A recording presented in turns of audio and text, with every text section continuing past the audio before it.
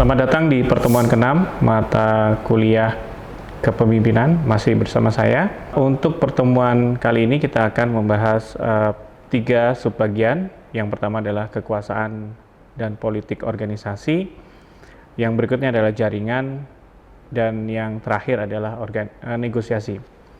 Kita masuk ke bagian pertama, yaitu adalah kekuasaan dan politik organisasi. Kita paham bahwa konsep kepemimpinan salah satunya yang sangat utama adalah mempengaruhi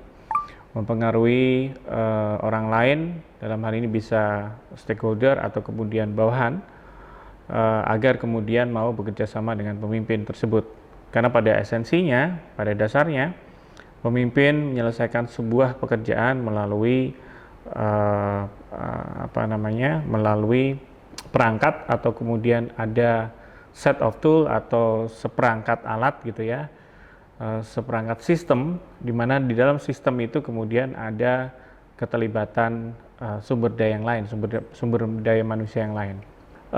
Kalau kita bicara mempengaruhi, influencing gitu ya, tentunya pada akhirnya kita juga harus menggunakan beberapa alat dan konsep tertentu. Nah, dalam hal ini kita akan bicara mengenai power atau kekuasaan, di mana power dan kekuasaan adalah salah satu upaya untuk kita bisa mendapatkan atau menebarkan pengaruh ke orang lain.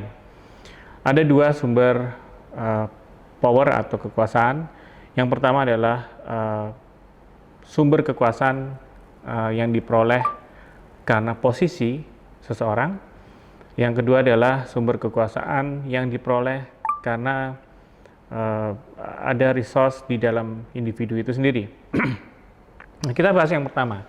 Yang pertama itu adalah posisi. Maka seorang manajer tentunya akan memiliki hak prerogatif, hak yang sudah melekat di posisi tersebut untuk mengalokasikan sumber daya, mengambil keputusan gitu ya. Sehingga itu dikatakan sumber kekuasaan yang berdasarkan posisi yang dimiliki. Yang berikutnya adalah personal. Personal ini berangkat dari individu itu sendiri, bisa merupakan karakteristik, sifat, perilaku yang kemudian dilihat oleh orang lain, dan kemudian orang lain menjadi tertarik atau kemudian ingin menjalin hubungan dengan individu tersebut, sehingga karakteristik daripada individu itu membuat individu itu memiliki power yang dibutuhkan. Selanjutnya juga ada politics, di mana politics ini merupakan adalah alat untuk bisa mendapatkan power juga. Pada dasarnya politics tidak selalu dikonotasikan terhadap hal-hal yang negatif, karena politik itu pada dasarnya adalah sebuah proses untuk mendapatkan power. Dan politik pada dasarnya adalah berupaya untuk mencari dukungan agar tujuan yang diinginkan, dalam hal ini adalah tujuan organisasi, dapat tercapai. Ada 3 perilaku politik yang umum, yaitu adalah membangun network, membangun hubungan yang berkelanjutan, dan melakukan koalisi.